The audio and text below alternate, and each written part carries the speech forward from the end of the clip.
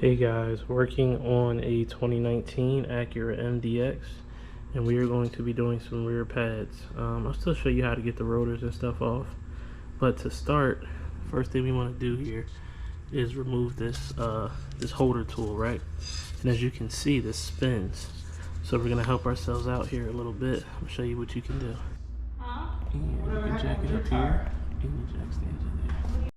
I do want to mention, more than likely you're going to need a bi-directional scan tool because this car has the electronic parking brake on it.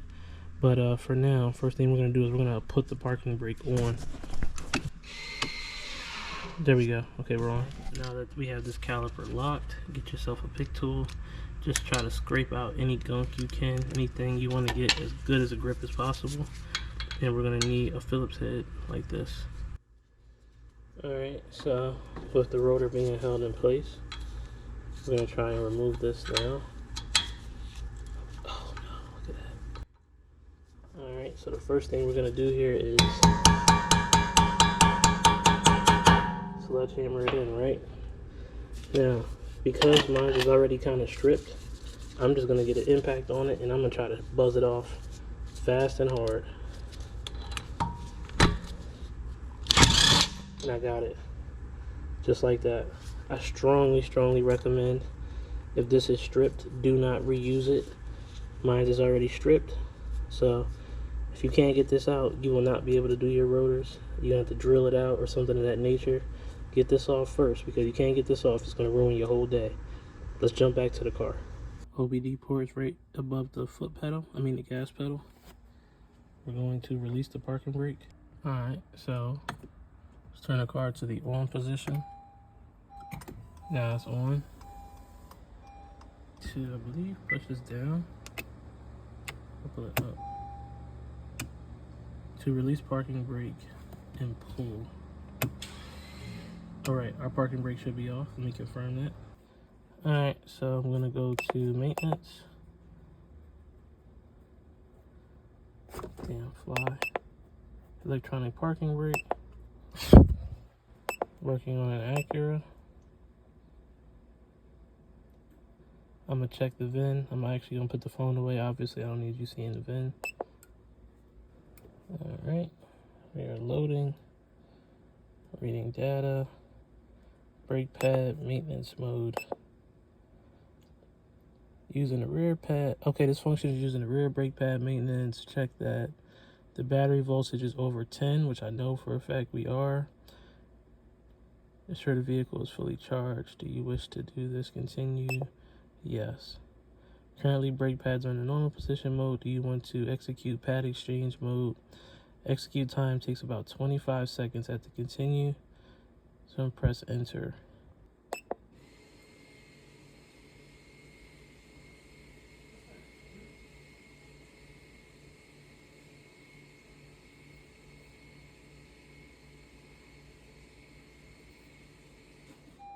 Alright.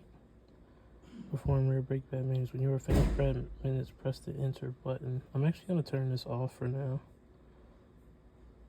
I want the battery on. Alright, let's get these off. These are 13 millimeters. And this is spinning.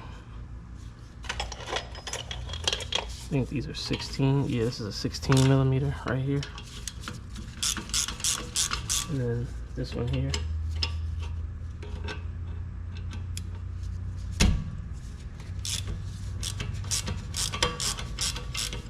And remove these.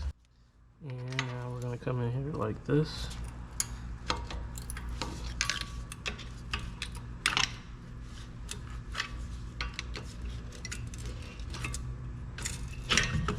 And that is out.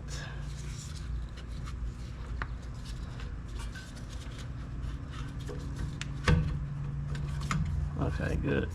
And I'm gonna kind of get a bungee cord and hold it kind of up here, up against the thing. 1 second.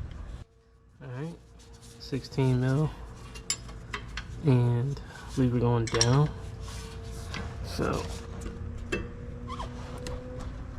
it's a tight space, so I'm using a wrench and a wrench extender.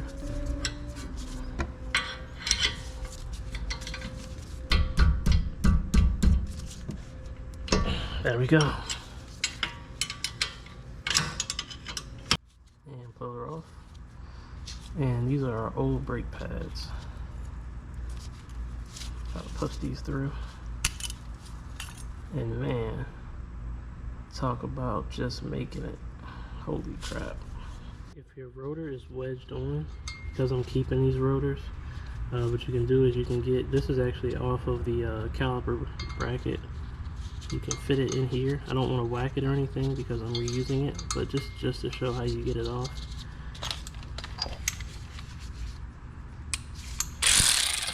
And just like that, the rotor can be removed. Boom. Pop this old hardware off. This one too. Good.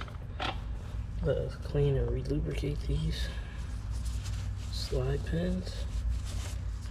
I'm gonna use silicone paste. If you don't lubricate these, your caliper won't move, and it'll cause your brake pads to either stick or ride the caliper, and you'll get uneven pad wear. So always make sure you clean and re-lubricate these. Very important part of doing brakes.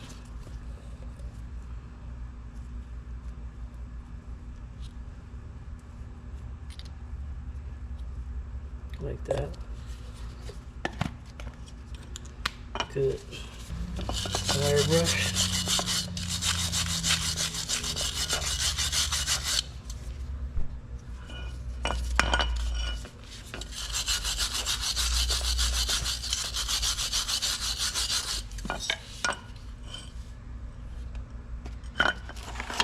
I'm going to use my ceramic brake parts and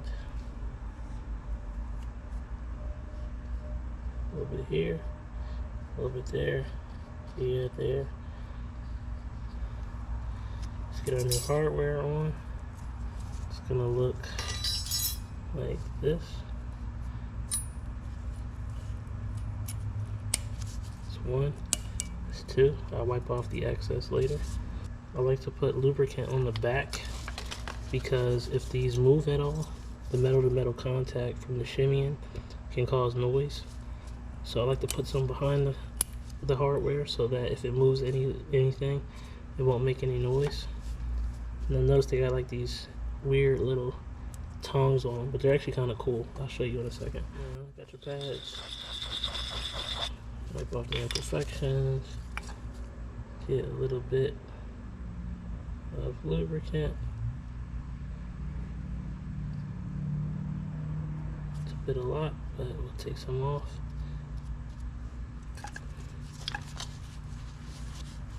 There you go. Good.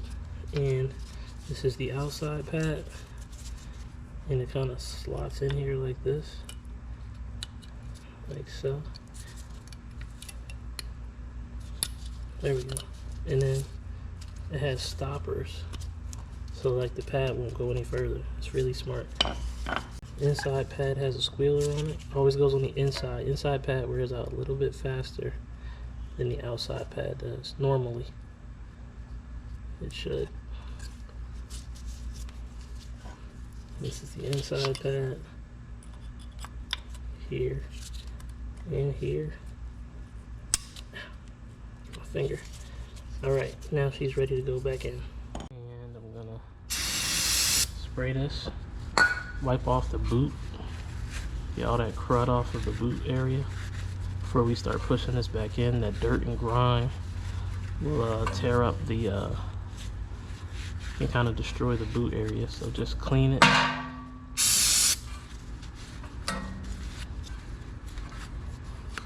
There we go. The wire brush in here. Clean this up. Now you can use a regular C-clamp since we have it in service mode. I have a tool here. I'm just gonna push it in, and as I push down, notice that it is pushing the piston down.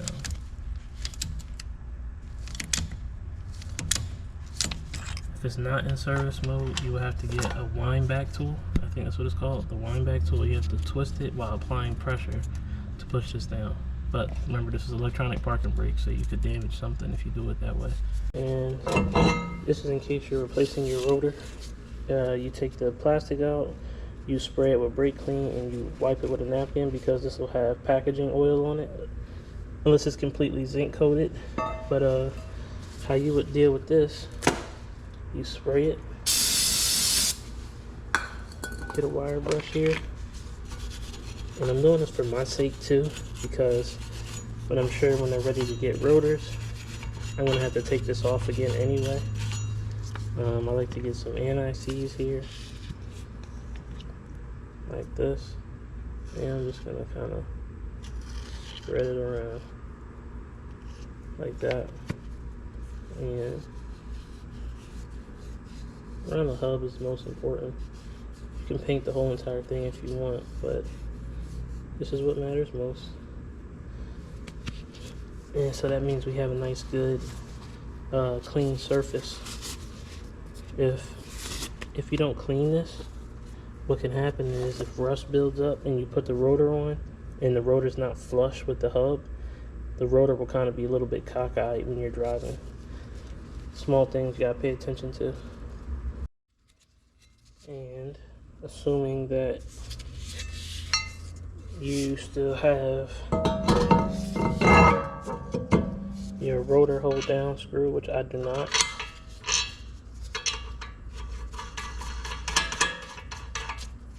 As far as mine will go. But put this in, put some anti-seize on it, and only put it finger tight so that you can avoid the stripping situation in the first place. Now, let's reinstall our brakes. I'm going to use a smidge of low strength thread locker on these. Only a little bit. Just like that. That's plenty. And reinstall these.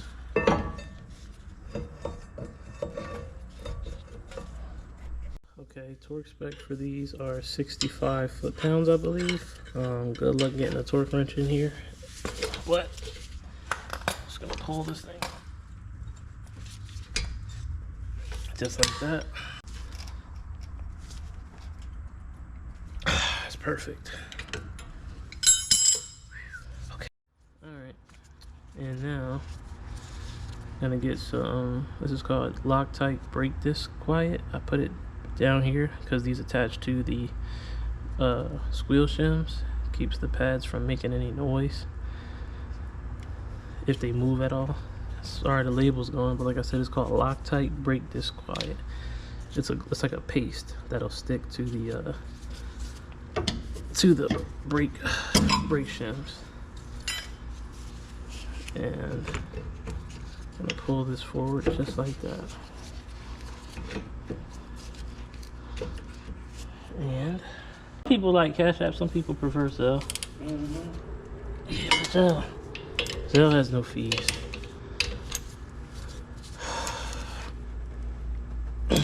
Alright. That stuff look good under there. Alright, now pump these brake pedals before we jump back into the skiing tool.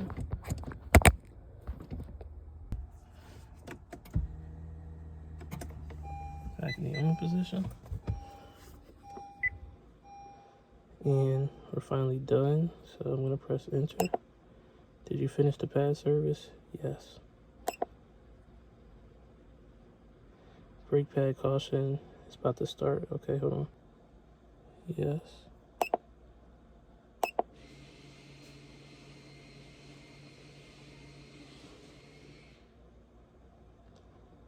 And we're all done here. Turn the ignition off. You will have an electronic parking brake light that will be on when it's in service mode. And remember to tighten your lug nuts down to about 100 foot-pounds, and we're all good to go here, you guys. Thanks for watching. Until next time, out. Bye.